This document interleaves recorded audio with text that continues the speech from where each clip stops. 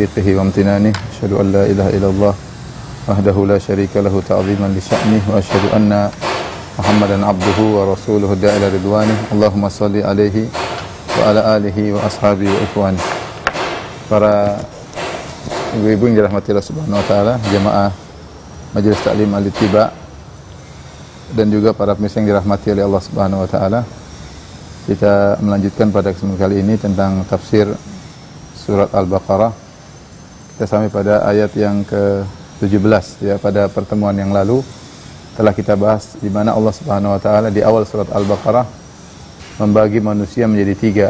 Pertama Allah sebutkan tentang orang-orang beriman, setelah itu Allah sebutkan tentang orang-orang kafir, setelah itu Allah sebutkan tentang orang-orang munafik. Setelah Allah menyebutkan tiga golongan ini, kemudian Allah menyebutkan perumpamaan dalam ayat ke-17 dan ayat sampai ayat ke-20.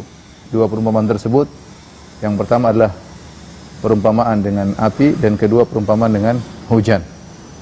Adapun yang pertama, kata Allah Subhanahu wa taala, "Mathaluhum kamathalil ladzi istawqada nara." Perumpamaan mereka ini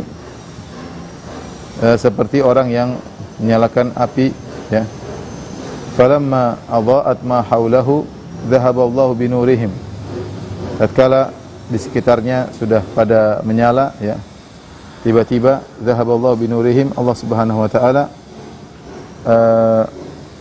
melenyapkan cahaya yang menyinari tersebut. Wa tarakahum fi dhulumati la yubsirun. Lalu Allah membiarkan mereka dalam kegelapan dan mereka tidak melihat. Summum bukmun umyum fahum la yarji'un. Mereka tuli, kemudian bukmun mereka bisu, umyun mereka tuli, mereka buta, fahum la yubsirun dan mereka tidak bisa fahum la yarji'un, mereka tidak kembali. Kemudian perumpamaan yang kedua kata Allah Subhanahu wa taala, au qasayyibin minas sama'i fihi dhulumatu wa ra'du wa barqa yaj'aluna asabi'ahum fi adhanihim minas suwa'iqi hadral maut wallahu muhitun bil kafirin. Atau seperti orang yang ditimpa dengan hujan lebat dari langit disertai dengan kegelapan, petir dan kilat. Mereka menutup telinga dengan jari-jarinya menghindari suara petir itu karena mereka takut mati. Padahal Allah meliputi orang-orang yang kafir. Kemudian kata Allah Subhanahu wa taala, ya yakadul barqu yakhtafu absarahum kullama adha'a lahum mashaw fihi wa idza azlama 'alaihim qamu walau syaa Allahu la dhahaba bi sam'ihim wa absarihim innallaha ala kulli syai'in qadir. Hampir saja kilat itu menyambar penglihatan mereka. Setiap kali kilat itu menyinari, mereka berjalan di bawah sinar tersebut. Dan apabila gelap menerpa mereka, mereka berhenti. Sekiranya Allah menghendaki, niscaya Dia akan hilangkan pendengaran dan penglihatan mereka. Sungguh Allah Maha Kuasa atas segala sesuatu. Ini adalah ayat-ayat yang berkaitan tentang perumpamaan terhadap golongan kedua dan golongan ketiga. Ya, jadi Allah sudah sebutkan tiga golongan di awal surat Al-Baqarah, orang beriman, orang kafir dan orang munafik. Adapun dua perumpamaan ini, perumpamaan pertama untuk orang kafir, perumpamaan kedua untuk orang-orang munafik. Ya.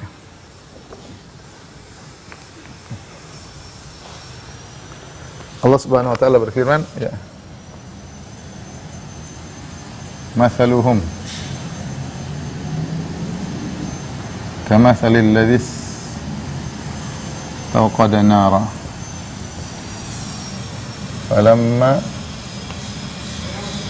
adha'at ma hawlahu dhahaballahu binurihim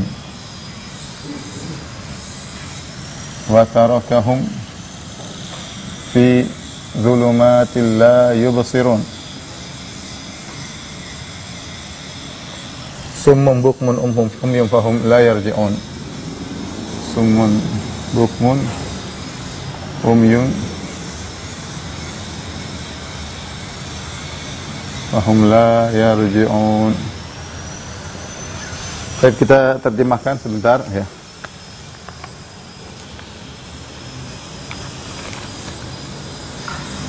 Kata Allah Subhanahu wa taala ayat ini, perumpamaan mereka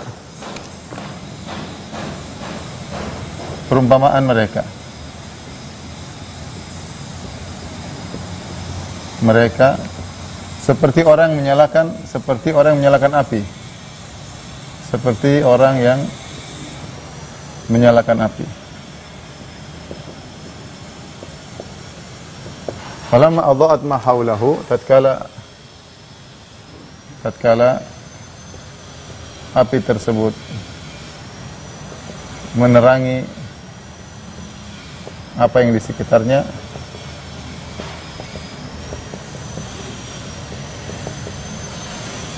zahaballahu binurihim, Allah menghilangkan cahayanya. Allah menghilangkan cahayanya. Wa tarakahum fi dhulumati la yubsirun. Allah tinggalkan mereka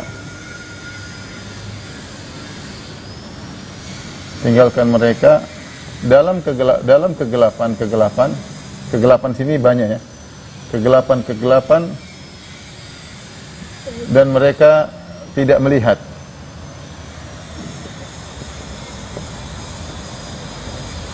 Kemudian summun bukmun umyun fahum. Summun yaitu artinya tuli, mereka tuli.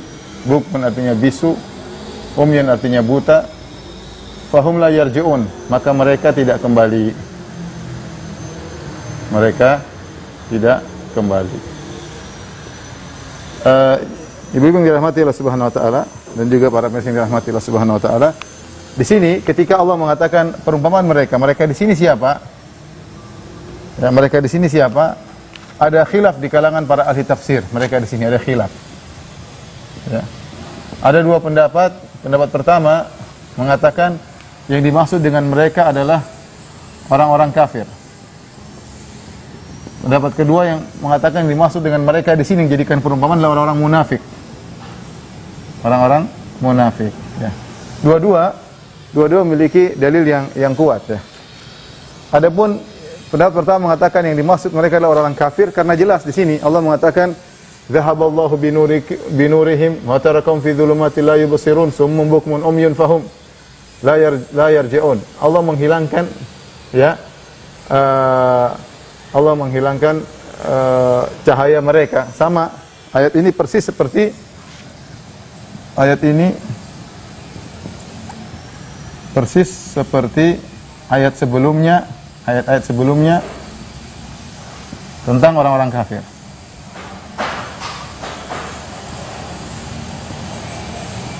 Allah sebutkan dalam ayat sebelumnya apa? Innal ladzina kafaru sawa'un 'alaihim anzartahum am lam tunzirhum la yu'minun. Khatamallahu 'ala qulubihim wa 'ala sam'ihim wa 'ala absarihim ghishawatun. Ya. Allah mengatakan khatamallahu 'ala qulubihim.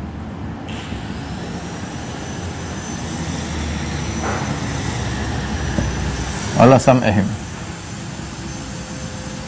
wa ala absarihim.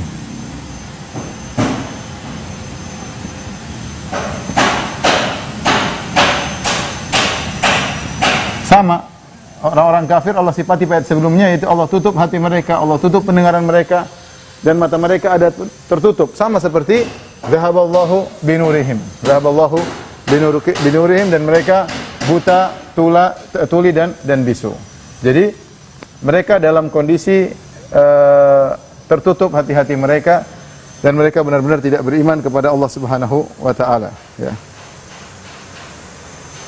Adapun zulumat, jadi ini ayat ini sama seperti yang dalam firman Allah, ya, zahaballahu binurihim.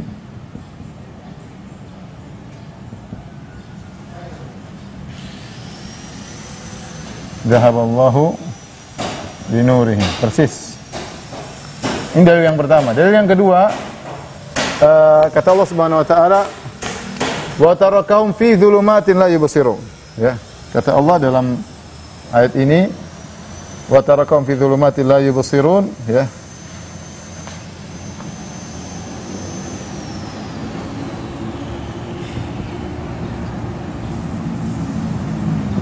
Yaitu mereka, Allah tinggalkan mereka dalam zulumat. Zulumat sini maksudnya kegelapan-kegelapan yang mereka tidak lihat. Dan ini menunjukkan mereka benar-benar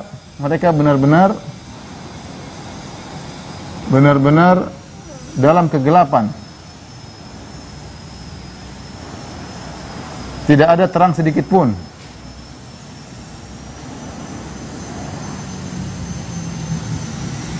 Dan ini ciri-ciri orang kafir. Ini ciri-ciri orang kafir. Lain halnya dengan orang munafik. Orang munafik mereka ada cahaya, mereka ada keraguan. Mereka kadang maju, kadang mereka mundur. Beda orang kafir. Orang kafir terus tidak beriman dalam kegelapan, tidak ada keraguan sedikit pun. Mereka teguh atau tegar dalam kegelapan mereka, dalam kekafiran mereka. Sehingga sebagian ulama berpendapat permisalan yang disebutkan dalam surat Al-Baqarah ayat 17 ini adalah permisalan tentang orang-orang kafir, ya, tentang orang-orang kafir. Pendapat yang kedua, dan ini pendapat seperti Syekh Sa'di rahimahullahu taala, gurunya Syekh Utsaimin rahimahullahu taala, bahwasanya ayat ini tentang orang-orang munafik, ya. Perumpamaan tentang orang-orang munafik.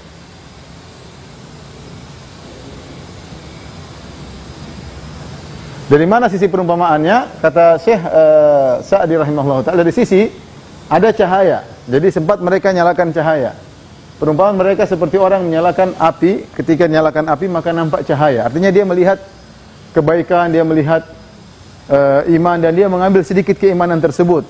Sehingga dari kafir pakai KTP Muslim, tapi hatinya masih kafir. Orang munafik kan demikian. Hatinya kafir, tapi KTP-nya Islam, ya. Maka dia mengambil manfaat dari cahaya tersebut. Dengan dia KTP-nya Islam, maka dia terjaga hartanya, terjaga jiwanya, terjaga darahnya.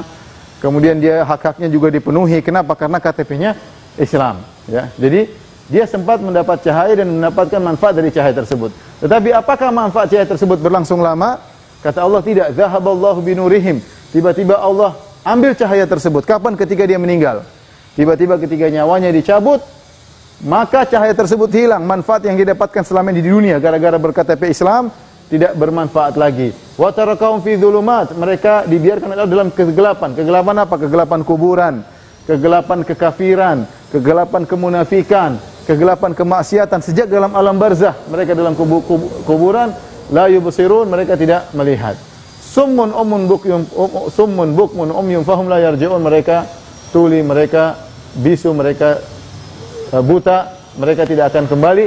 Kenapa? Karena mereka sudah tahu kebenaran tapi mereka meninggalkan. Orang munafik demikian. Mereka sudah tahu kebenaran dan mereka tinggalkan. Beda dengan orang yang jahil. Orang jahil dia tidak tahu, mungkin kalau dikasih tahu dia akan mengikuti. Tapi kalau orang munafik, mereka sudah tahu kebenaran. Mereka tahu tentang Nabi SAW, mereka tahu tentang Islam, tapi mereka tidak mau masuk Islam, sehingga mereka seperti orang tuli, bisu dan buta, tidak akan kembali. Kenapa? Karena mereka meninggalkan kebenaran setelah mereka tahu itu adalah kebenaran. Wallahu alam.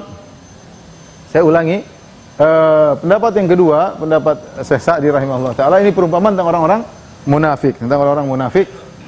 Bagaimana tadi sisi perumpamaannya? Sisinya, ya, yaitu orang-orang munafik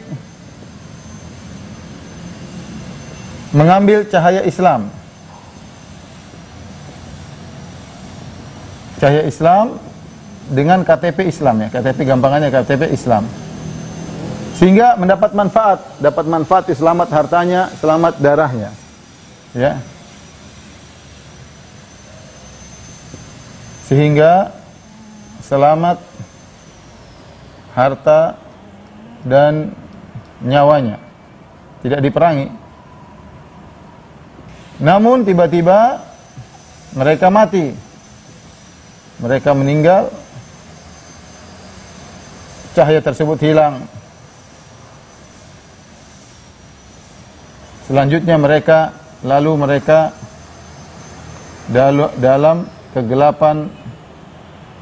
kegelapan kufur, nifak, maksiat, ya, dan lain-lain. Itu maksudnya sisi penyamaannya. Dua-duanya ini ada khilaf tadi saya katakan. Dua-duanya memiliki sisi yang kuat. Wallahu alam bisawab, ya. Mudah-mudahan termasuk dari khilaf tanawwu. Jika dipandang ini perumpamaan untuk orang kafir, kita bisa mandang, ya. Kalau kita memandang ini adalah perumpamaan orang munafik, bisa juga, ya. Apakah perumpamaan ini berkaitan dengan golongan kedua orang? Kan tadi kita sebutkan di surat Al-Baqarah, Allah menyebut 3 golongan. Golongan beriman, golongan kafir sama golongan orang munafik. Apakah perumpamaan ini dan perumpamaan selanjutnya khusus orang munafik, ataukah perumpamaan ini untuk orang kafir dan perumpamaan setelahnya untuk orang munafik? Jadi ini ada dua pendapat. Baik, insyaallah sudah dipahami. Saya ulangi lagi, ya. Perumpamaan mereka, kalau kita bilang seperti orang-orang kafir, seperti perumpamaan orang menyalakan api, tatkala ada cahaya yang menerangi, tiba-tiba Allah mengambil cahaya tersebut. Orang kafir apa? Mereka sudah lihat kebenaran. Terutama para ulama sebenarnya mengatakan maksudnya orang-orang kafir Yahudi. Maksudnya adalah orang-orang kafir Yahudi. Ya. Yang telah tahu kebenaran. Ini pendapatnya. Jadi mereka sudah cahaya, mereka ingin cari cahaya. Mereka dalam kegelapan mereka butuh penerangan. Mereka menunggu-nunggu Nabi SAW muncul. Ketika Nabi muncul, mereka lihat cahaya tersebut. Tiba-tiba mereka sudah diberikan cahaya, mereka tidak ambil cahaya tersebut. Maka Allah hilangkan cahaya tersebut. Dan Allah biarkan mereka dalam kegelapan yang bertubi-tubi, yang mereka tidak pernah ragu dalam kegelapan tersebut. Mereka kekeh, tegar, sehingga mereka benar-benar kafir. Beda orang munafik ragu-ragu. Kadang maju, kadang mundur, nanti akan disebutkan pada perumpamaan berikutnya. Sehingga mereka tidak melihat. Mereka bisu, tuli, buta, dan mereka tidak akan kembali karena mereka sudah tahu kebenaran. Orang Yahudi, kalau sudah tahu kebenaran ditinggalkan, sulit untuk sadar. Ini tafsiran pertama. Tafsiran kedua, maksudnya adalah tentang orang munafik, ya. Orang munafik kan beda, orang munafik KTP Islam. Jadi, perumpamaan orang munafik seperti orang yang menyalakan api. Mereka ingin punya cahaya sehingga mereka masuk Islam, tapi hati mereka masih munafik, KTP-nya Islam. Sehingga ketika mereka berKTP Islam, falamma adha'at ma haulahu, tatkala api menerangi apa yang di sekitarnya, mereka dapat manfaat. Mereka tidak dibunuh, harta mereka tidak kemudian kalau mereka mati pun dikubur di kuburan kaum muslimin.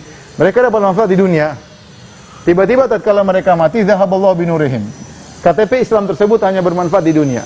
Ketika mereka meninggal, maka tidak ada manfaatnya simbol Islam yang ada pada diri mereka karena hati mereka munafik. Wa tarakum fi dhulumati la yubsirun. Allah biarkan mereka dalam kegelapan yang mereka tidak melihat, tidak bisa melihat karena dalam kondisi gelap. Mereka tuli, bisu dan buta, la yarji'un, fahum la yarji'un. Mereka tidak akan kembali karena orang munafik sudah tahu kebenaran.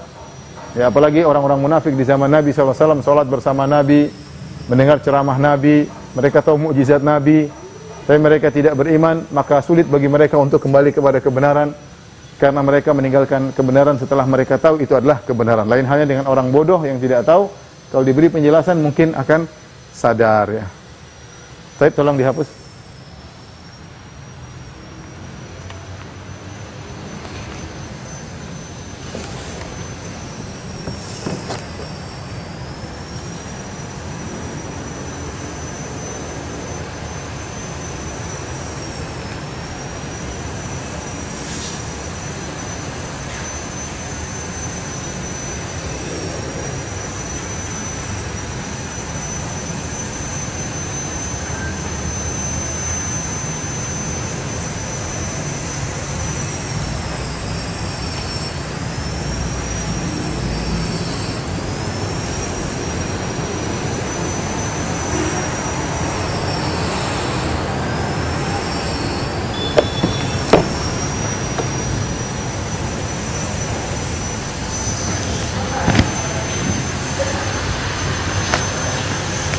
Ayat 19 dan seterusnya berkaitan dengan perumpamaan kedua, ya.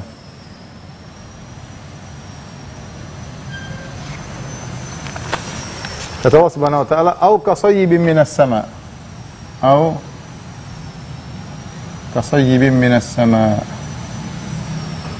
fihi dhulumatu wa ra'dun wa barqa. Yaj'aluna asabi'ahum fi adhanihim minas sawa'iqi hadharul maut. Minas sawa'iqi hadharul maut. Allah muhitun bil kafirin.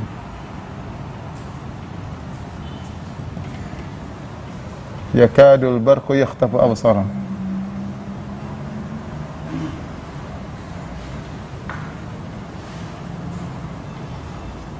Kullama adha'a lahum masyaw fihi. Kullama adha'a lahum masyaw fihi. Wa idza azlama alaihim qamu.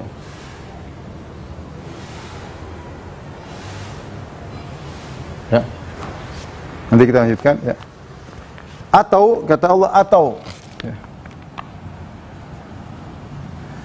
Kalimat atau ini menguatkan bahwasanya perumpamaan yang ayat sebelumnya ayat 17 18 berkaitan orang munafik. Kenapa? Karena perumpamaan nomor 19 ayat 19 ini semua ulama sepakat tentang orang munafik. Yang khilaf tadi perumpamaan ayat ke-17, apakah untuk orang munafik atau untuk orang kafir Yahudi.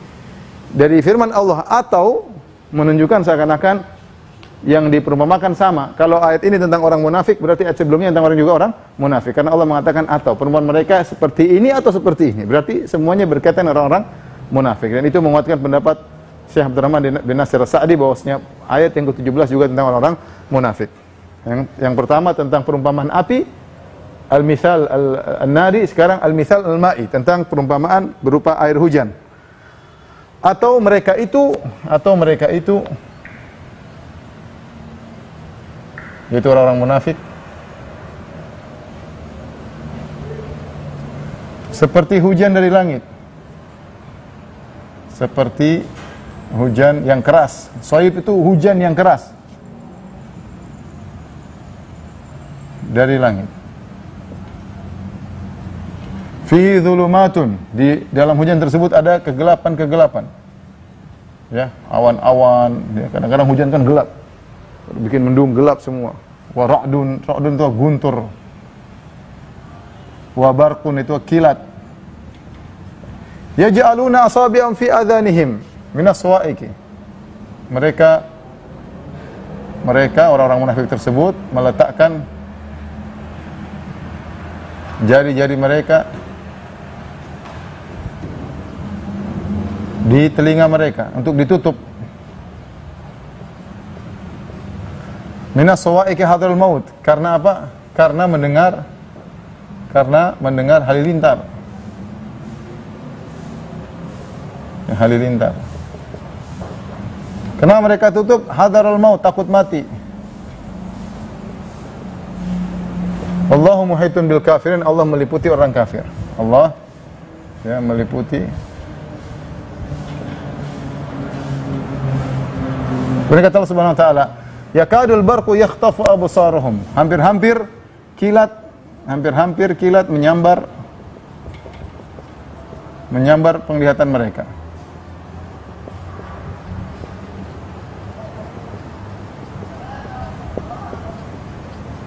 Kullama adha'a lahum masyaw fihi. Setiap kali cahaya kilat menerangi, mereka maju, mereka jalan. Wa idza azlama alaihim qamu. Ketika gelap, mereka diam berdiri. Walau sya'allahu la dhahaba bisamihim absarihim, innallaha ala kulli syai'in qadir. Kemudian ayat selanjutnya, walau sya'allah dhahaba Allah bi walau sya'allah walau wa idza lam yakun la sya'allahu la sya'allah dhahaba bisamihim absarihim la dhahaba bisam'ihim wa absarihim, innallaha ala kulli syai'in qadir. Kalau Allah berkehendak, Allah akan hilangkan pendengaran mereka dan penglihatan mereka. Jika Allah berkehendak. Jika Allah mau, Allah hilangkan pendengaran dan penglihatan. Pendengaran dan penglihatan mereka. Sungguhnya Allah Maha Kuasa atas segala sesuatu.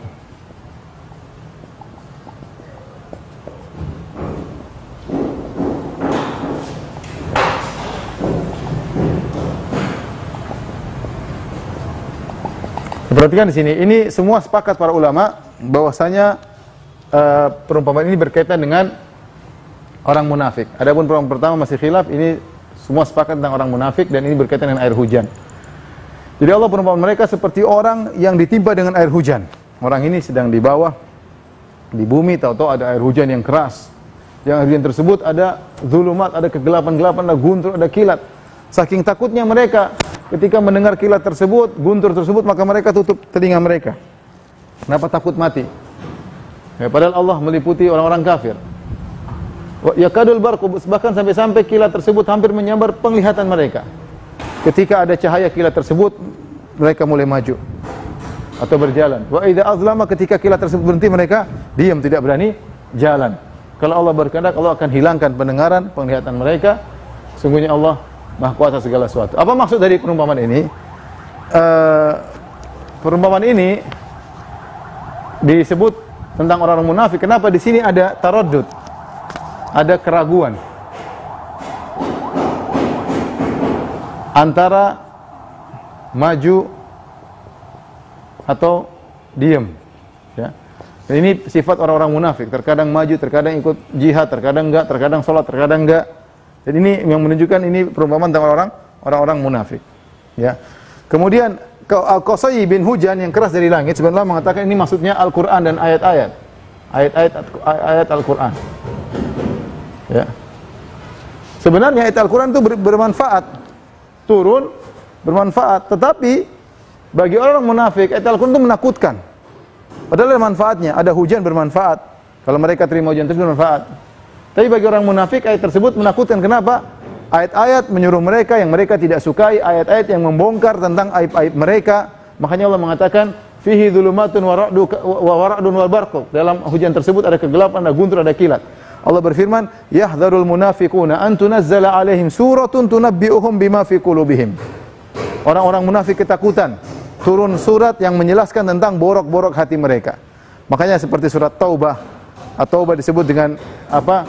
Yang dia membongkar rahasia orang-orang munafik. Jadi mereka justru kepada ayat-ayat Allah mereka ketakutan. Padahal mereka tahunya ayat dari Allah Subhanahu wa taala. Seharusnya kalau ada hujan ada manfaat, ya mereka ambil, ya. Tapi mereka menganggap Al-Qur'an itu hanyalah menakutkan mereka, saking-saking mereka takut ketahuan, mereka tutup telinga mereka, ya, enggak mau dengar ayat-ayat tersebut karena banyak begitu ayat membongkar tentang keburukan-keburukan yang mereka simpan dalam hati mereka. Hadarul maut, mereka sangat ketakutan. Ya kadul barqu yakhtafu absarahum. Allah mengatakan hampir-hampir, ya, kilat menyambar mereka. Hampir-hampir mereka mampus dengan turunnya ayat-ayat tersebut, ya, yang membongkar tentang diri mereka. Kullama adha'a lahum masyaufi. Terkadang ada cahaya, mereka ada kesempatan, mereka maju. Kalau enggak ada kesempatan, mereka diam. Itulah sifat orang-orang munafik, ya. Selalu alladzina yatarabbasuna bikum fa in kana lakum fathun minallah qalu alam nakum ma'akum wa in kana lil kafirin nasibun qalu alam nastahwidh alaikum wa namna'kum minal mu'minin. Kata Allah Subhanahu wa taala tentang orang munafik, mereka itu kalau orang-orang beriman menang, Allah beri kemenangan, mereka ngaku, kita kan sama kalian, alam nakum ma'akum, kita kan sama kalian orang beriman. Tetapi kalau orang kafir yang dapat keberuntungan, mereka mengatakan alam nastahwidh alaikum wa namna'kum, bukankah kami bersama kalian orang kafir? Bukankah kami telah ikut bantu kalian melawan orang beriman? Jadi begitu, mudzabdzabina baina dzalik, ragu-ragu antara la ilaha ula wa la ilaha ula. Tidak jadi orang beriman, tidak juga sama golongan orang kafir, di tengah-tengah bimbang. Itulah sifat orang-orang munafik. Yang seharusnya ayat-ayat Al-Qur'an diambil pelajaran bagi mereka, justru mereka menganggap ayat Al-Qur'an itu isinya adalah kegelapan, guntur, ya, yang membuat mereka bisa hancur lebur. Inilah dua perumpamaan yang Allah sebut tentang orang-orang munafik. Yang pertama perumpamaan tentang cahaya, yang kedua perumpamaan tentang air hujan, ya. Dan jangan sampai kita seperti orang-orang munafik. Jika datang cahaya, kita mengambil penerangan dari cahaya tersebut. Jika datang hujan, kita ambil manfaat dari hujan tersebut. Bukan seperti orang munafik yang takut dengan ayat-ayat Allah Subhanahu wa taala. Takut ini dibongkar rahasia mereka, tidak suka dengan ayat-ayat Allah Subhanahu wa taala, benci dengan syariat Allah Subhanahu wa taala, berangan-angan syariat Allah mati, tidak berjalan. Itu berangan-angan orang kafir yang maju. Pikiran mereka seperti itu, orang apa? Orang munafik. Tolong dihapus.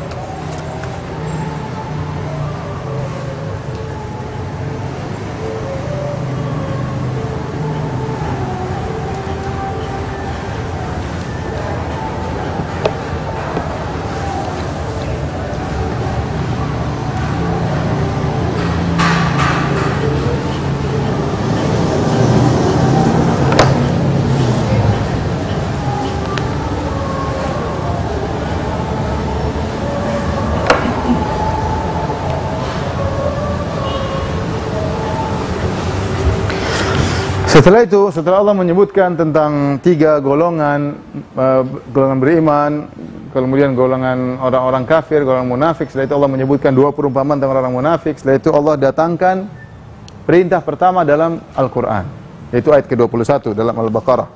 Perintah tersebut adalah perintah untuk bertauhid dan larangan berbuat kesyirikan. Ini perintah pertama. Orang baca Al-Quran dari awal, perintah pertama yang dia dapatkan dalam Al-Quran adalah perintah bertauhid dan melarang dari kesyirikan. Ayat 21. Kata Allah Subhanahu wa taala, firman Allah, ya ayuhan nas u'budu, ya ayuhan nas u'budu rabbakumul ladzi khalaqakum wal ladzina min qablikum la'allakum tattaqun. Alladzi ja'ala lakumul arda firashan was samaa'a binaa'a wa anzala minas samaa'i maa'an fa akhraja bihi minas thamarati rizqan lakum fa akhraja bihi minas thamarati rizqan lakum fala taj'alu lillahi andadan wa antum ta'lamun. Baik, Allah Subhanahu wa taala berfirman, wahai manusia sekalian. Wahai manusia sekalian.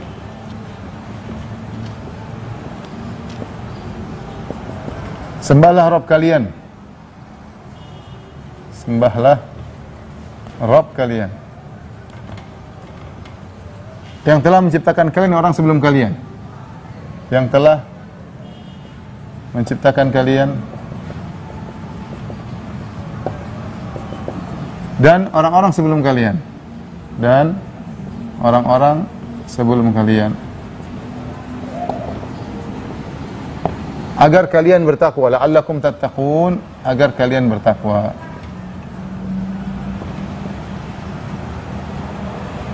Baik, kita bahas ini dulu. Ketika Allah berfirman, ya ayuhan nas, wahai manusia, ya ayuhan nas, kata para ulama, ya, dalam Al-Quran ada 2. Dalam Al-Quran ada ya ayyuhalladzina amanu, dalam Al-Quran panggil seruan ada 2. Ada 2. Yang pertama, ya ayuhan nas. Kemudian yang kedua, ya ayyuhalladzina amanu. Ya ayyuhalladzina amanu. Wahai orang-orang yang beriman, wahai manusia. Apa bedanya? Kalau Allah berfirman, wahai orang-orang yang beriman, wahai orang-orang yang beriman, maka biasanya sudah bisa dipastikan ini adalah ayat madaniyah. Ini adalah ayat madaniyah. Apa ayat madaniyah? Itu turun di kota Madinah. Karena audiensnya orang-orang beriman. Audiensnya adalah orang-orang beriman. Jadi kalau ya ayyuhalladzina amanu, pasti ini ayat turun di kota Madinah. Setelah Nabi berhijrah maksudnya. Pasti ini ayat madaniyah itu turun setelah Nabi berhijrah. Tapi kalau ya ayyuhan nas, wahai manusia. Manusia. Maka apa maksudnya? Secara umum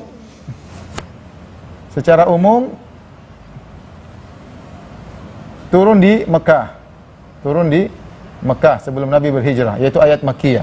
Karena manusia maksudnya orang-orang musyrikin, manusia seluruhnya, ya. Jadi ya ayuhan nas maksudnya kebanyakan turun di Mekah, ya, yaitu Allah peringatkan kepada orang-orang Quraisy. Secara umum turun di Mekah, kecuali beberapa ayat.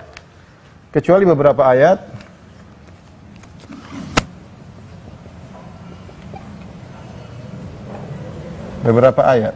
Meskipun ya ayuhan nas tapi dia madaniyah. Ya. Beberapa ayat madaniyah. Di antaranya adalah awal surat An-Nisa. An-Nisa ayat pertama. Ya ayuhan nasu taqu rabbakumul ladzi khalaqakum min nafsin wahidah. Ya ayuhan nasu taqu rabbakumul ladzi khalaqakum min nafsin wahidah wa khalaqa minha zawjaha wa batha minhuma rijalan katsiran wa nisaa. Itu ya ayuhan nas tapi dia madaniyah, bukan makkiyah. Dia meskipun ya manusia sekalian tapi dia apa? Madaniyah. Kemudian yang kedua contohnya ayat ini Al-Baqarah 21. Ya, Al-Baqarah 21.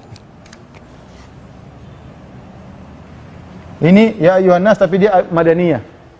Ini bukan turun di Mekah, ayat ini turun di kota Madinah. Menurut pendapat sebagian ulama, ya, karena Allah sudah menyebut tentang orang munafik. Orang munafik, ayat tentang orang munafik itu berkaitan dengan kondisi di kota Madinah. Di kota Mekah tidak ada munafik, semua kafir asli. Semua teman-temannya Abu Lahab dan Abu Jahal. Orang munafik muncul di mana? Di kota Madinah. Maka ayat ini meskipun ya ayuhan nas tapi dia berkaitan dengan turun di kota Madinah. Seperti juga ayat dalam surat Al-Hujurat, ya, terakhir ada juga yang dipersingkat oleh para ulama, dia madaniyah atau makkiyah, seperti dalam surat Al-Hujurat. Al-Hujurat, yaitu saya lupa ayat berapa yang Allah berfirman, ya ayuhan nasu inna khalaqnakum min dzakarin wa untha. Wahai manusia sekalian, kami ciptakan kalian dari laki dan perempuan, dan wa ja'alnakum syu'uban wa qabaila lita'arafu. Kami jadikan kalian bersuku-suku, berbangsa-bangsa agar kalian saling mengenal. Inna akramakum indallahi atqakum. Sungguh yang paling bertakwa di antara kalian adalah yang paling baik di antara kalian adalah yang paling bertakwa, yang paling mulia di sisi Allah paling bertakwa. Ini ayat meskipun Allah buka ya ayuhan nas tapi yang benar dia adalah surat ayat madaniyah. Karena surat Al-Hujurat adalah surat madaniyah, ya. Bahkan turun ketika Nabi SAW di akhir-akhir hayat Nabi itu sekitar tahun 9 Hijriah tatkala di Amul Wufud. Ya, tahun 9 Hijriah. Ya, Rasulullah meninggal tahun 11 Hijriah. Tetapi di situ ada ayat ya ayuhan nas, wahai manusia. Tiga ayat inilah yang meskipun ya ayuhan nas tetapi para ulama mengatakan dia madaniyah. Adapun sisanya kalau ada ya ayuhan nas, maka itu adalah ayat-ayat makkiyah.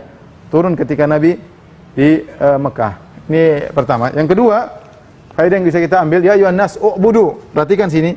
Ini perintah pertama, sembahlah Rabb kalian. Perintah pertama dalam Al-Qur'an.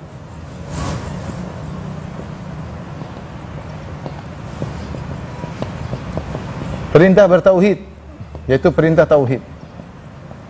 Bertauhid. Sebelum Allah perintahkan yang lain. Coba dari ayat pertama. Dari Al-Fatihah. Kalau kita baca Al-Quran, Bismillahirrahmanirrahim, Al-Fatihah. Kemudian kita baca lagi surat Al-Baqarah. Alif Lam Mim Dzalikal Kitab. Tidak ada perintah. Perintah pertama kali turun ayat 21 ini. Kalau kita baca Al-Quran, perintah pertama kali, ya ayuhan nasu budu. Wahai manusia sekalian, sembahlah Allah saja.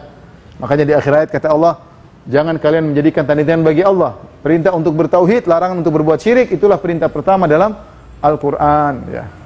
Allah berfirman, "Ma khalaqtul jinna wal insa illa liya'budun." Tidaklah aku menciptakan jin dan manusia kecuali untuk beribadah kepadaku. Ya. Taib. Kalau perintah ini, ya ayuhan nas, maksudnya kepada orang beriman. Ya, karena dia bilang ini ada khilaf tentang ini maksudnya adalah orang beriman, wahai orang yang beriman, maka pertahankanlah tauhid kalian. Tapi kalau maksudnya nas di sini adalah orang-orang kafir, maka yang syirik, maka bertauhidlah kalian. Setelah itu Allah sebutkan dalil kenapa kalian harus menyembah Allah. Kenapa harus menyembah Rabb kalian? Allah sebutkan alladzi khalaqakum. Kenapa? Karena Tuhan yang kalian sembah itu yang menciptakan kalian. Bagaimana kalian menyembah sapi, menyembah batu, menyembah nabi, menyembah wali? Ya. Ini sama diciptakan seperti kalian. Bagaimana kalian berdoa kepada mayat, berdoa kepada nabi? Itu ibadah. Doa itu ibadah. Bahkan doa huwal ibadah. Inti daripada ibadah adalah doa. Terus kalian serahkan ibadah tersebut kepada makhluk. Apa peran makhluk tersebut kepada kalian? Yang berhak disembah adalah menciptakan kalian. Makanya ketika Nabi ditanya, ayu dzambi a'zam ya Rasulullah, dosa apa yang paling besar? Kata Nabi sallallahu alaihi wasallam, anta ja'ala lillahi niddan wa huwa khalaqak. Engkau mengambil tandingan bagi Allah padahal yang ciptakan kamu hanyalah Allah. Kecuali kalau wali tersebut sama Allah ciptakan kamu berdua, wali kerjasama sama Tuhan ciptakan kamu, ya kamu boleh sembah wali tersebut. Nah, wali itu tidak menciptakan kamu sama sekali.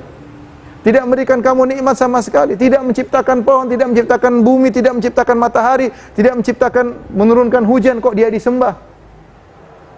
Allah katakan alladzi khalaqakum, Rabb kalian yang berhak disembah yang menciptakan kalian. Kemudian Allah tambah lagi, walladzina min qablikum, dan juga bahkan menciptakan orang sebelum kalian. Sebagai isyarat apa maksudnya ini? Kenapa Allah sebutkan orang-orang sebelum kalian? Dijelaskan oleh Al-Qurtubi rahimahullah. Ya, kenapa tidak cukup yang telah menciptakan kalian, tapi kenapa Allah tambah dan juga menciptakan orang-orang sebelum kalian? Yaitu maksudnya apa, tujuannya agar berfikir, agar yang hidup merenungkan. Ya. Sesungguhnya orang-orang yang lalu ya, dihidupkan dan dimatikan oleh Allah. Maka kalian pun demikian.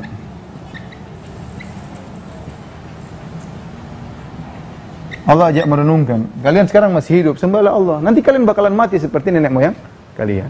Allah yang menghidupkan mereka, Allah matikan mereka. Kalian juga, Allah yang menghidupkan kalian, Allah juga akan matikan kalian. Terus renungkanlah bagaimana kondisi mereka. Bagaimana amalan mereka. Lihat orang-orang terdahulu. Kita bisa lihat orang-orang kafir bagaimana kehidupannya, bagaimana para sahabat, bagaimana terhinanya Fir'aun, bagaimana terhinanya Abu Jahal, bagaimana terhinanya Abu Lahab. Dia sudah berpikir. Lihat bagaimana orang, kita nggak usah bicara tentang orang-orang kafir, bicara pelaku maksiat, bagaimana mereka akhirnya narkoba, bagaimana keluarga mereka hancur, bagaimana banyak tukang-tukang maksiat seperti itu. Dan sisi orang yang beriman, bagaimana tenangnya mereka, bagaimana husnul khatimah yang mereka dapatkan, disuruh renungkan. Jadi Allah sebutkan tentang nenek moyang juga agar kita tahu bahwasanya kita ini bakalan mati sebagaimana nenek moyang telah mati. La'allakum tattaqun, semoga kalian bertakwa. La'allakum, agar, apa maknanya? La'allakum, la'alla, agar. Ya. Agar maksudnya ada dua makna kata Imam Al-Qurtubi rahimahullahu taala. Yang pertama artinya litarajji, yaitu semoga kalian berharap, atau maksudnya semoga dalam arti kalian yang berharap. Dalam arti kalian yang berharap. Jadi tarajji artinya berharap. Kalian yang berharap. Dengan ibadah tersebut kalian menjadi bertakwa. Kalian yang berharap dengan beribadah kalian menjadi bertakwa.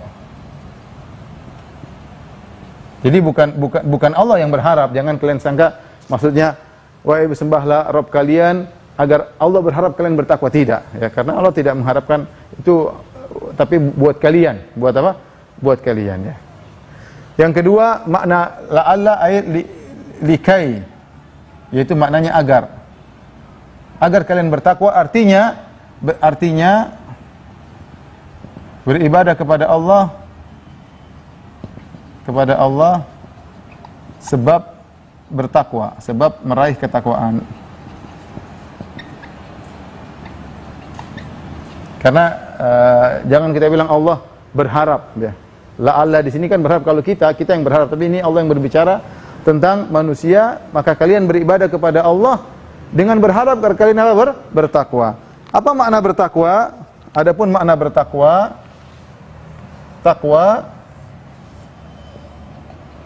takwa artinya mengambil penghalang. Mengambil penghalang. Untuk apa? Antara engkau dengan neraka.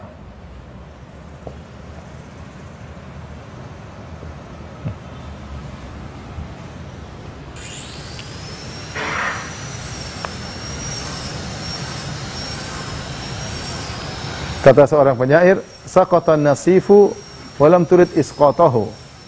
Ya. Fatanawalathu wattaqatna bil yadi. Tentang penyair jahiliyah, dia bercerita ada seorang wanita, kemudian dia terjatuh khimarnya, jilbabnya, maka tangan satunya menutup wajahnya, yang tangan satunya mengambil khimarnya. Fattaqatna, yaitu dia bertakwa kepada kami, artinya dia menghalangi kami dari wajahnya supaya tidak kelihatan. Jadi takwa itu artinya penghalang.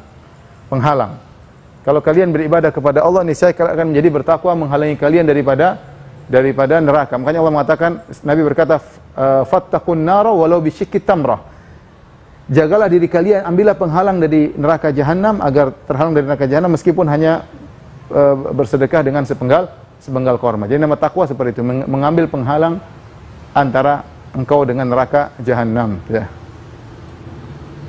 Ketika seorang ditanya, apa itu takwa? Ya, yaitu seakan-akan kau berjalan di suatu jalan yang penuh dengan duri, kau waspada, itu namanya takwa. Sehingga seorang penyair berkata, khalid dhunuba saghiraha wa kabiraha dzaka tuqa wasna kamashin fawqa ardil syauqi yahdharu ma yara. Ya. Ya. Wala tahqiranna saghiratan innal jibala minal hasa. Artinya apa itu takwa? Yaitu tinggalkanlah dosa-dosa yang besar maupun yang kecil, seluruhnya. Itulah hakikat dari ketakwaan. Ya, karena kalau kita bermaksiat itu bikin jembatan menuju neraka. Setiap kita maksiat bikin jembatan menuju neraka jahanam. Ya, ini semua maksiat apa? Maksiat kepada Allah, maksiat kepada istri, maksiat kepada suami, kepada anak-anak, ya, maksiat kepada tetangga, jangan. Ya, kemudian wasna kamashin, jadilah engkau seperti seorang yang berjalan di tanah penuh duri. Yahdharu mayar, kalau dia berjalan ada banyak duri, dia pasti hati-hati, jalan pelan-pelan, dan sampai ada duri. Itu namanya orang bertakwa. Tidak asal ngomong, tidak asal berjalan, tidak asal menulis, tidak asal komentar, tidak asal ngumpat. Dia melihat, tidak asal melihat, tidak asal mendengar, dia pilih-pilih apa yang dia lihat, dia pilih-pilih apa yang dia dengar, dia pilih-pilih apa yang dia ucapkan. Seperti orang berjalan di atas tanah penuh duri, maka dia berhati-hati, dia waspada, berjalan pelan-pelan. Ya. Kemudian kata penyair tersebut, la tahqiranna saghiratan. Jangan kau meremehkan dosa-dosa kecil. Innal jibala minal hasa. Gunung itu adalah kumpulan dari kerikil-kerikil. Jadilah gunung. Dosa kalau kita sepelekan kecil-kecil, kita enggak peduli dengan dosa-dosa yang kita lihat, yang kita dengar, lama-lama jadi menumpuk. Jadi kalau kalian bertakwa kepada Allah, kalau kalian beribadah, kalian akan bertakwa. Setelah itu Allah sebutkan dalil berikutnya. Ya, setelah Allah, jadi kenapa Allah disembah? Allah sebutkan dalil di antaranya Allah yang menciptakan kalian. Yang mencipta itu yang berhak disembah. Setelah itu Allah sebutkan nikmat-nikmat yang menjadikan Allah yang harus disembah. Yang tidak mungkin dilakukan oleh sembahan-sembahan yang lain. Allah berfirman, "Alladzi ja'ala lakumul arda firasya." Allah menjadikan bumi bagi kalian firasya. Firasya itu seperti hamparan. Kita bisa iftiras, misalnya kita taruh karpet, kita bisa berbaring di situ, namanya firasyan. Firasya ini namanya firas. Ya, sajadah itu namanya firas. Karpet namanya apa? Firas, ya. Bumi secara umum demikian. Bumi secara umum adalah firas. Adapun memang ada gunung-gunung, ada lembah-lembah, tapi itu secara umum tidak demikian. Secara umum adalah bumi bisa untuk ditempati, bisa untuk ditinggali, bisa untuk dibangun rumah. Adapun gunung-gunung, lembah-lembah itu pelengkap agar orang bisa hidup dengan nyaman di bumi tersebut. Tapi secara umum bumi adalah tempat untuk ditinggali. Makanya Allah mengatakan, "Alladzi ja'alakumul arda firasya." Kenapa Allah tidak bikin bumi gunung semua? Kalau gunung semua kita enggak bisa tinggal. Kenapa Allah tidak bikin bumi kerikil semua? Kalau nanti Allah tidak bikin bumi lautan semua, berarti bukan firas. Tapi Allah jadikan bumi secara umum tempat tinggal datar. Lihat kita di Yogyakarta, ya banyak tempat datar. Ada gunung, ada sungai, ada lembah, itu sebagai pelengkap kita untuk tinggal di atas muka bumi. Alladzi ja'akum ardu firasya was samaa'a bina'an, dan Allah menjadikan langit sebagai atap. Wa ja'alna samaa'a saqafan mahfudha. Ya, kami jadikan langit seperti atap yang terjaga, ya. Atap tanpa ada tiang yang mengatapi bumi ini, ya. Ya, yang menghindari kita dari berbagai macam. Ya, kita ada lapisan atmosfer yang tebal. Kalau ada benda datang dari atas, dia sudah terbakar terdahulu sebelum sampai ke bumi. Jadi benar-benar langit itu seperti atap. Benar-benar atap dan sangat tinggi, ya. Bi ghairi amadin tarawnaha, tanpa ada tiang yang menyanggahnya. Kemudian atap tersebut kokoh, ya. Tidak ada hal taro la min futur. Tidak ada lubang-lubangnya, tidak ada celah-celahnya. Nah, kita kalau bangun rumah misalnya atap 1000 meter persegi, sudah bingung kita. Pasti ada miring-miringnya, belum tiangnya harus banyak. Saya bisa bikin atap 1 hektar, nggak bisa. Siapa yang bisa bikin? Nggak bisa. Mau taruh tiangnya di mana? Di ujung-ujung pasti jatuh. Itu pun tiang 4 di ujung pasti minggu, kemudian miring-miring. Itu baru 1 hektar atap. Kalau 1 hektar kita bikin 2000 meter, 3000 meter, 5000 meter, udah bingung kalau bikin atap tanpa ada tiang. Enggak mungkin, pasti ada tiang di ujung-ujung. Bagaimana lagi langit dengan kokoh, dengan kuat melindungi dari berbagai macam benda-benda dari langit yang kalau jatuh dan itu sangat luas tanpa ada tiang. Makanya Allah mengatakan was-samaa'a binaan. Kami jadikan langit sebagai bina bangunan yang kokoh, ya yang kuat. Wa anzala minas sama' dan kami turunkan dari langit. Langit sini maksudnya adalah awan. Wa anzala minas sama' awan, ya. Karena dalam ayat yang Allah menjelaskan tentang awan, ya. Walladzi yursilur riyaha busyran baina yaday rahmati hatta idza aqallat sahaban thiqalan suqnahu li baladin mayyit. Dialah Allah yang meniupkan angin, ya. Kemudian sampai angin tersebut membawa awan. Ketika awan sudah tebal, baru Allah turunkan apa? Hujan. Jadi langit sini bukan langit paling atas, karena dalam bahasa Arab langit artinya di atas. Langit suatu yang tinggi disebut dengan apa? Atas. Seperti kata Allah Subhanahu wa taala, "Alam tara daraballahu mathalan kalimatan thayyibatan kasyajaratin thayyibatin asluha tsabitun wa far'uha fis sama." Tidakkah kau lihat perumpamaan tentang Allah dengan suatu kalimat yang baik seperti perumpamaan pohon korma yang akarnya kokoh di dalam dan ujungnya menjulang ke langit. Ke langit maksudnya mana? Ke atas, paham? Ke atas, bukan pohon korma sampai di langit, tidak. Jadi maksudnya semua yang di atas dalam bahasa Arab namanya sama. Semua yang di atas namanya sama. Makanya hujan disebut juga dengan sama, ya. Awan juga disebut dengan sama. Ketika ada seorang jualan makanan kepada Nabi SAW, kemudian Nabi masukkan tangannya, ternyata dalamnya ada balal, ada basah. Jadi dia nampakkan di luar seakan-akan makanannya bagus, ternyata dalam ada basah. Karena apa ini kata Nabi? Asabatus sama, kata dia terkena hujan. Sama maksudnya apa? Hujan. Kata Nabi, man ghasyana falaysa minna. Barang siapa yang menipu kami, curang dalam menjual, bukan dari golongan kami. Tapi maksud saya sama itu dalam bahasa Arab artinya atas.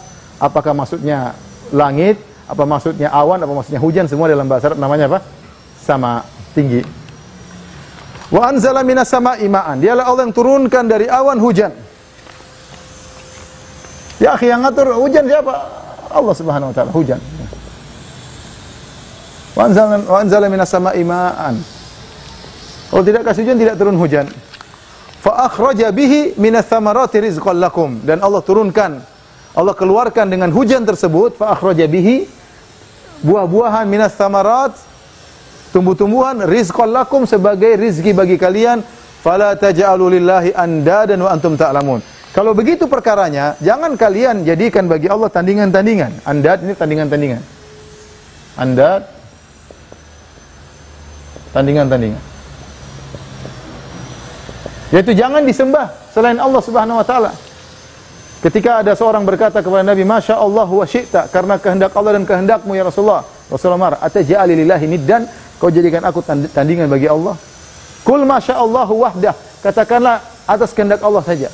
Jangan bilang kehendak Muhammad SAW. Ya. Semua orang yang menyembah Nabi berarti menjadikan Nabi sebagai tandingan bagi Allah. Yang menyembah hewan menjadikan hewan sebagai tandingan bagi Allah. Menyembah mayat jadi tandingan bagi Allah. Menyembah pohon, menyembah wali, menyembah malaikat, menyembah jin, mereka telah menjadikan tandingan-tandingan bagi Allah Subhanahu wa taala, padahal yang menciptakan mereka hanya Allah, yang menciptakan nenek moyang mereka hanya Allah, yang menciptakan bumi hanya Allah, yang menciptakan langit hanya Allah, yang turunkan hujan hanya Allah, yang menumbuhkan tumbuhan hanya Allah. Suruh wali tumbuhkan tumbuhan, mana bisa? Enggak bisa. Ciptakan biji kemudian tumbuh, enggak bisa.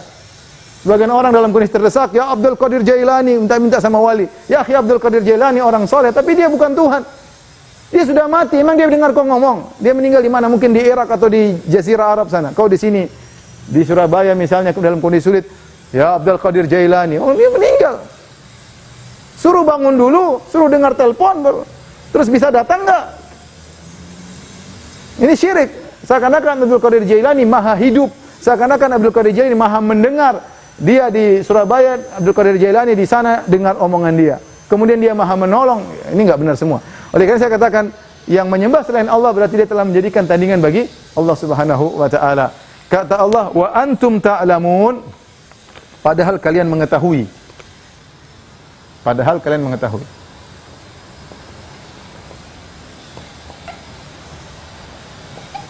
Ini tafsiran Ibnu Mas'ud radhiyallahu anhu, maksudnya apa? Jangan kalian berbuat syirik, maksudnya apa? Itu jangan kalian menyembah selain Allah kepada selain Allah, padahal kalian tahu Kalian tahu yang menciptakan hanya Allah. Menciptakan hanya Allah. Makanya aneh.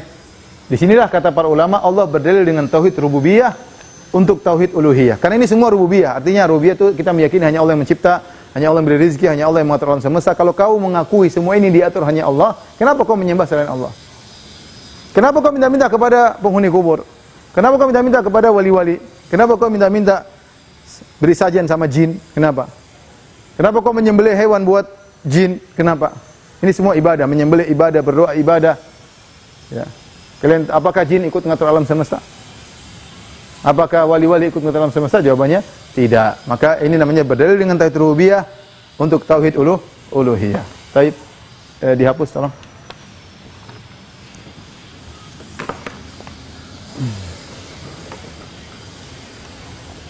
Kita lanjutkan ayat yang terakhir pada kesempatan pertemuan kali ini, atau 2 ayat terakhir.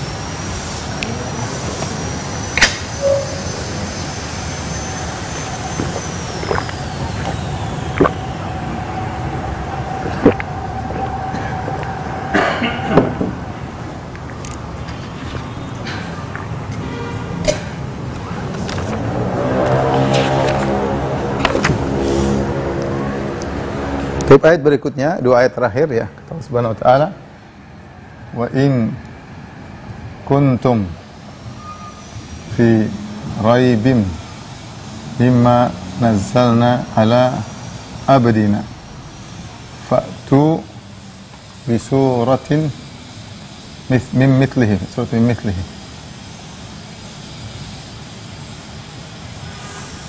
Wad'u syuhada'akum in kuntum shadiqin. Wa illam taf'alu wa lan taf'alu.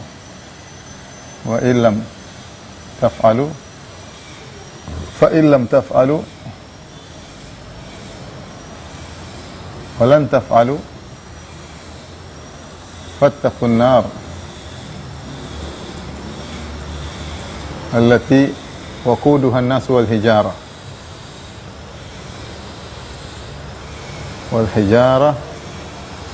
uiddat lil kafirin.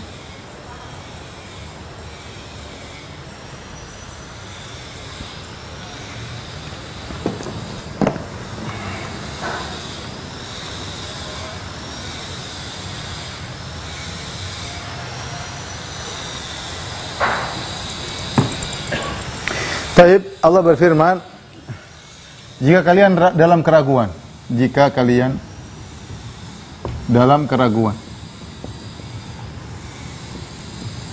mimma nazzalna ala abdina, tentang apa yang kami turunkan kepada hamba kami.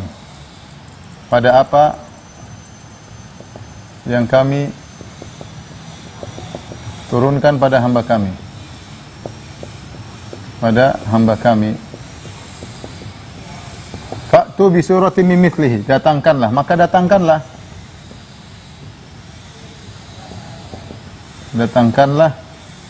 surat yang semisalnya, satu surat yang semisalnya. Wad'u syuhada'akum min dunillah, ini kurang. Wasyhadu syuhada'akum min dunillah, dan serulah penolong-penolong kalian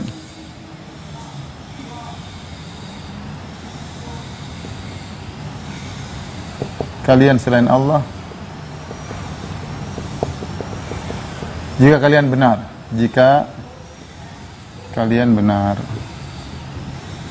Fa illam taf'alu wa lan taf'alu, jika kalian tidak bisa melakukan,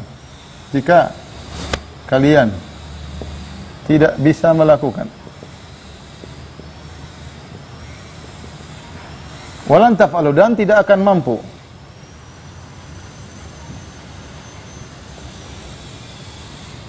Fattaqun nar, maka takutlah kepada neraka. Takutlah kepada neraka. Waquduhan nas wal hijarah, yang bahan bakarnya manusia dan batu. Uiddat lil kafirin, disiapkan bagi orang-orang kafir.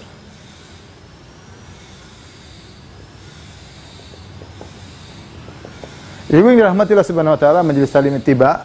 Ini ayat disebut dengan ayat tantangan. Ketika orang-orang kafir sibuk menuduh Nabi, ketika Nabi baca Al-Qur'an, mereka Nabi itu penyihir, orang gila, penyair, ya. Padahal Nabi bukan penyair. Nabi hanya terkadang mengikuti sebagian syair sedikit. Nabi bukan penyair-penyair, sering bikin syair. Kalau Nabi seorang penyair, tahu-tahu bikin Al-Qur'an, kata mereka, dia biasa, Muhammad jago syair. Muhammad sejak kecil tidak jago syair. Orang Arab banyak yang jago syair, Rasulullah SAW tidak. Beliau tidak bersyair, ya. Hanya sebagian beliau nukil syair. Ya, kemudian selain itu Rasulullah SAW ummi. Alladzina yattabi'una an-nabiyyal ummi. Alladzina yattabi'una ar-rasulan nabiyyal ummi. Rasul disifati oleh Allah dengan Rasul Nabi Ummi, tidak bisa baca, tidak bisa tulis. Ya. Wa ma kunta tatlu min qabli min kitabin wa la takhutuhu bi yaminik. Sebelumnya kau tidak pernah baca kitab apapun ya Rasulullah, dan kau tidak pernah menulis apapun. Rasul tidak bisa nulis, tidak bisa baca. Makanya Rasulullah SAW punya kutabil wahyu, punya sekretaris tukang tulis wahyu. Nabi tidak bisa. Kalau ada apa yang nulis sahabat. Nabi tidak bisa baca dan tidak bisa tulis. Buat apa? Agar kalian tahu bahwasanya Muhammad itu yang tidak bisa baca, tidak bisa tulis, tidak bisa syair, tahu-tahu bisa turun Al-Quran. Berarti bukan karangan dia. Berarti bukan karangan dia. Nah, mereka karena jengkel, mereka mengatakan, nah, ini penyair gila, ini Muhammad sinting, Muhammad gini-gini. Maka Allah turunkan ayat tantangan. Wa in kuntum fi raibim mimma nazzalna ala abdina. Kalau kalian ragu dengan apa yang kami turunkan kepada hamba kami, fa'tu bi suratin min mithlihi. Datangkan satu surat saja. Dalam satu Quran, satu surat.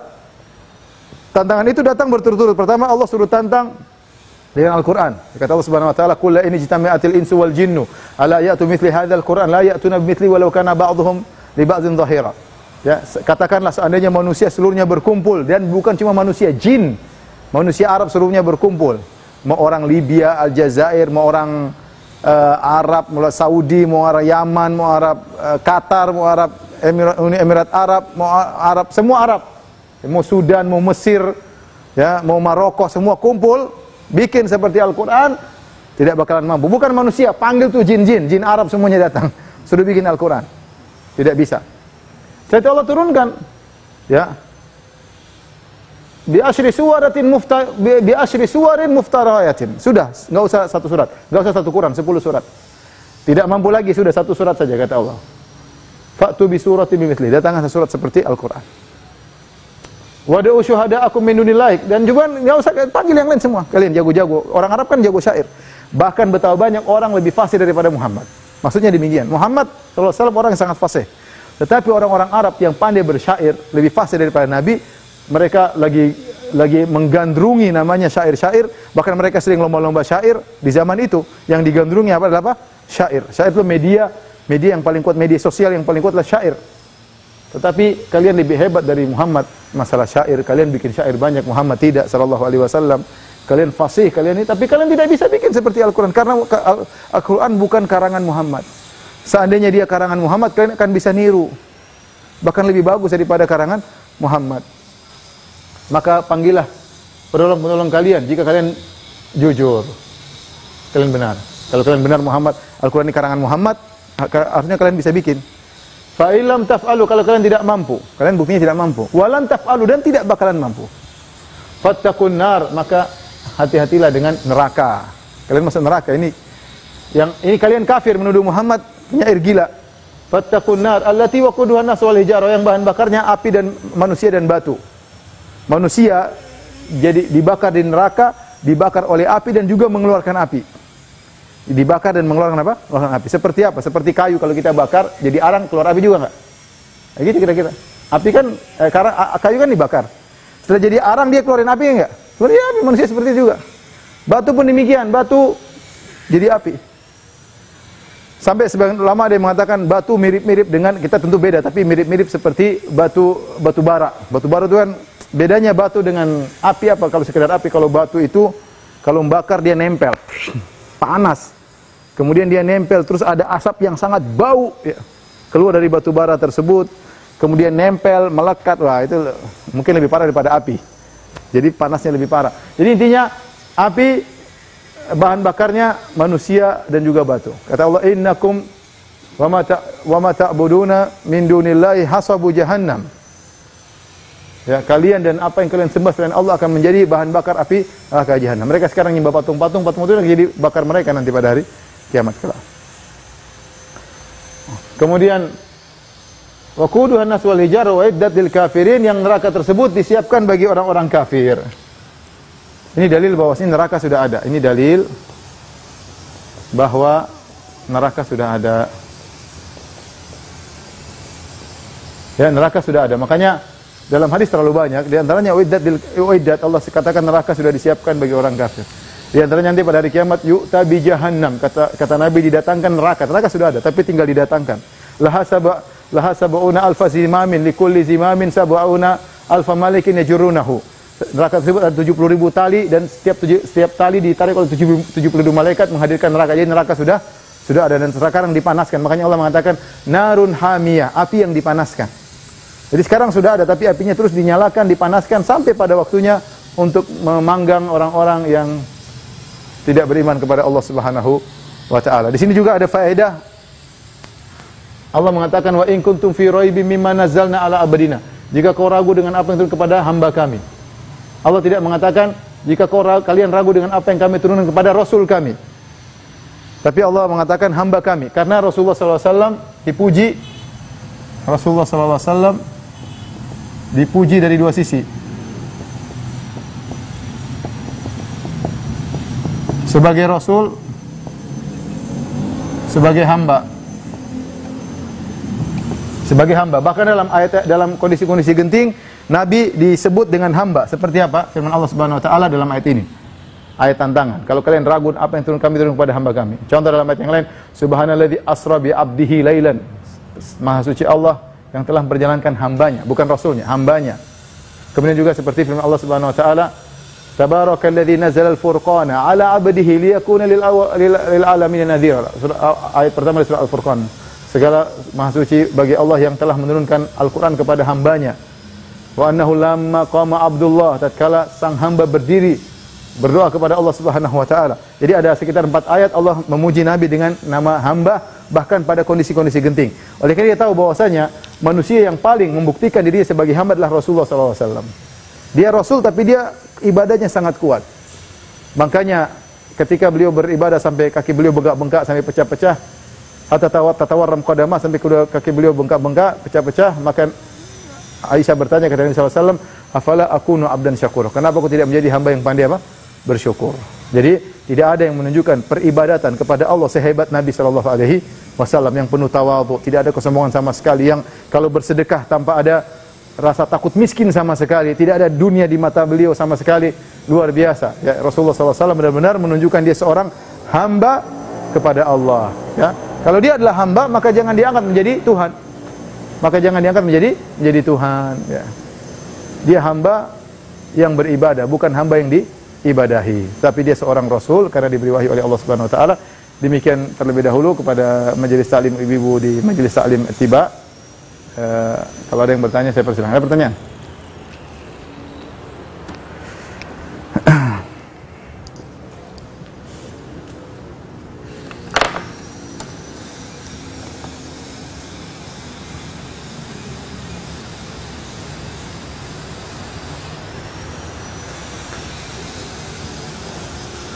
Pertanyaan, apakah orang Islam yang sholat tapi tidak mau mempelajari syariat agama Islam termasuk dalam golongan munafik? Tentu ini dia Islam. Ya. Orang munafik itu dia kafir, munafik. Jadi munafik kan ada dua, kita sudah jelaskan, munafik i'tiqadi, munafik amali. Adapun munafik amali yang kalau dia ngomong dusta, kalau dia janji menyelisihi, kalau dikasih amanah berkhianat, ini nifak asghar, dosa besar tapi dia belum kafir. Kalau yang kafir itu benci kepada Islam tapi KTP-nya Islam, ya. Itu Adapun kalau dia sholat, kemudian dia hanya malas, ya kita tidak katakan dia munafik. Cuma orang Islam yang malas, orang Islam yang malas, sama seperti orang Islam yang pelit, orang Islam yang tidak berbakti, orang Islam yang begini, yang begitu. Ya, ini orang Islam bermaksiat. Tidak kita katakan dia sebagai munafik. Tapi kita sebagai orang kenal dia, kita kasih nasihat agar menuntut ilmu. Nah. Tapi kalau dia tidak menuntut ilmu, tidak mau sehingga terjerumus pada kesyirikan, itu berbahaya. Asal tidak mau belajar, gara-gara tidak mau belajar kemudian terjerumus dalam kesyirikan, terjerumus dalam kekufuran, maka itu salah sendiri.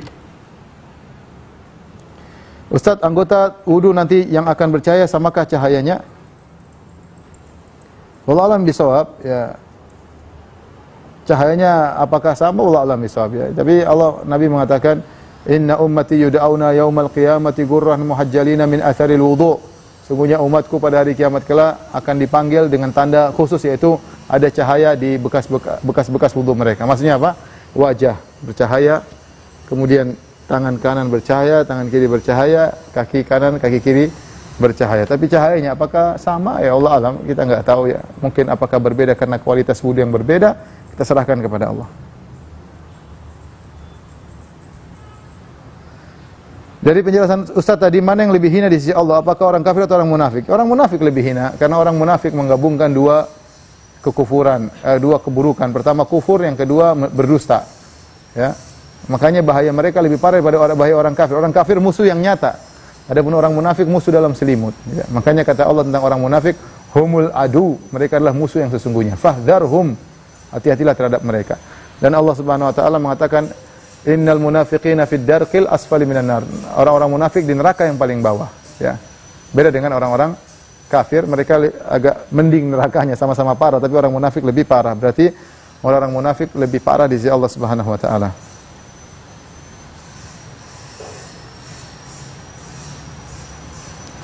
Apakah benar Ustaz, saya pernah mendengar bahwa orang-orang yang meninggal di sambar petir itu adalah orang-orang munafik atau orang kafir dengan dalil surat Al-Baqarah? Enggak ada, ini tidak benar. Adapun di Al-Baqarah pun tidak disambar petir. Jadi cuma dia takut disambar petir, dan itu hanya perumpamaan orang yang takut disambar petir, ya. Sama seperti orang, tapi bukan berarti orang disambar petir orang munafik, tidak. Ya dia musibah sebagaimana orang kesetrum, kesambar petir atau kejatuhan bahkan bisa jadi kita katakan, karena kata Nabi SAW mengatakan di antara syuhada adalah sahibu hadm, orang yang tertimpa, kemudian al-harik yang terbakar juga mati syahid. Seperti al-gharik yang tenggelam juga mati syahid. Kalau dia orang soleh, kemudian dia tenggelam, ya berarti mati syahid. Kalau dia orang soleh, kemudian ketabrak mobil atau kejatuhan benda-benda berat, kemudian meninggal seperti kren yang waktu ketika terjadi di Mekah, itu tanda-tanda kebaikan. Itu meninggal seperti meninggal mati syahid. Dia bilang orang juga orang baik, tahu-tahu kemudian sambar petir atau misalnya kebakar, ya maka mudah-mudahan itu mati yang baik. Jadi kita tidak bisa nilai orang tersebut ya dari matinya, karena model kematian tersebut bisa jadi dialami oleh orang baik, bisa dialami oleh orang buruk. Contoh, kebakar. Orang kebakar naik pesawat meledak. Macam-macam dalam pesawat tersebut. Ada orang baik, ada orang buruk, ya. Adapun mengatakan kalau orang mati kesambar petir adalah orang munafik, enggak benar, enggak ada dalilnya. Enggak ada dalilnya. Adapun ayat yang disebutkan ini perumpamaan, itu pun tidak kesambar petir. Itu pun tidak kesambar petir dalam perumpamaan tersebut. Ustaz, apakah orang muflis bangkrut di akhirat itu amalnya diambil satu persatu dengan orang yang dia zalim? Misalnya dia menzalimi 5 orang. Apakah 5 amalannya akan hilang seperti itu ya Ustaz? Dan apakah benar hanya pahala puasa yang tidak bisa diambil? Mohon penjelasannya. Yang benar bahwasanya bisa jadi dia zalimi 1 orang tapi ternyata kezalimannya besar.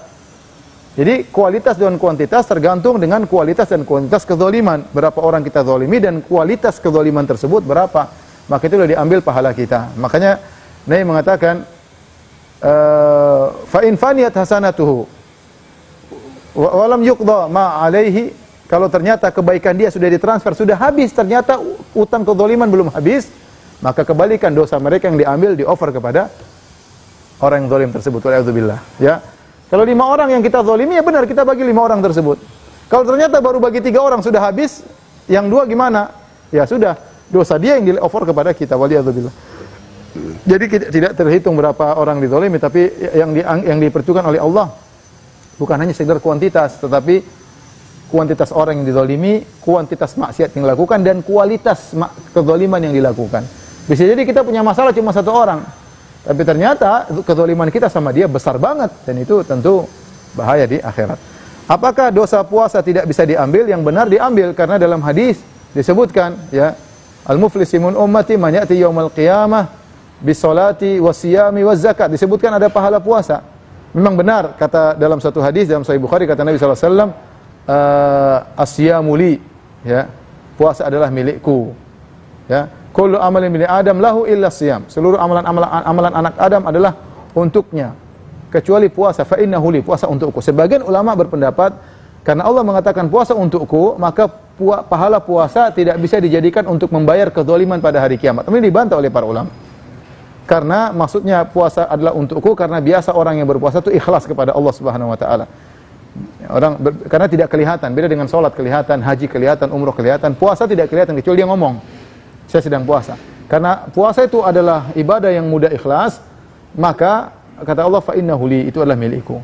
Tetapi tetap digunakan juga untuk membayar kezaliman yang dilakukan kepada orang lain.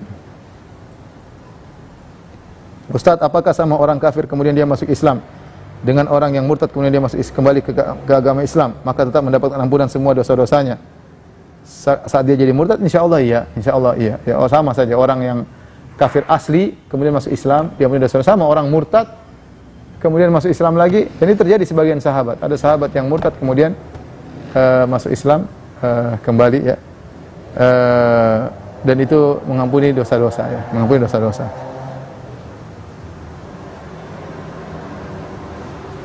Ustaz, apakah seorang yang masih suka bohong, suka ingkar janji dan tidak amanah, namun dia masih sholat, zakat, puasa dan haji juga termasuk dalam innal munafiqina fi darkil asfali minan nar? Tidak. Saya katakan tadi nifak ada dua, nifak amali, nifak i'tiqadi. Nifak amali, nifak asghar, nifak akidah, nifak akbar. Nifak akbar itu apa? Benci sama syariat Islam, ya, tapi KTP-nya Islam. Ya, kita nggak tahu alam. Ya, ada orang benci sama syariat Islam, tidak suka dengan Muhammad SAW, tapi KTP-nya Islam. Itu namanya munafik. Munafik besar. Adapun munafik kecil tadi, kalau dia ngomong dia bohong, kalau dia suka bohong, suka ingkar janji, yaitu nifak kecil, dosa besar, tetapi dia masih muslim. Wallahu a'lam bishawab. Demikian saja kajian kita, ibu-ibu Majelis Ta'lim Ittiba. Insyaallah kita lanjutkan 2 pekan lagi melanjutkan tafsir surat Al-Baqarah. Semoga ibu bersabar belajar ayat Allah Subhanahu wa taala. Sungguh ayat-ayat Allah memberikan kebahagiaan kepada kita, menenteramkan hati kita, ya. Karena Allah mengatakan wa syifaa'ul lima fis sudur, adalah obat bagi penyakit hati. Wabillahi taufiq wal hidayah. Assalamualaikum warahmatullahi wabarakatuh. Subhanakallah bihamdika.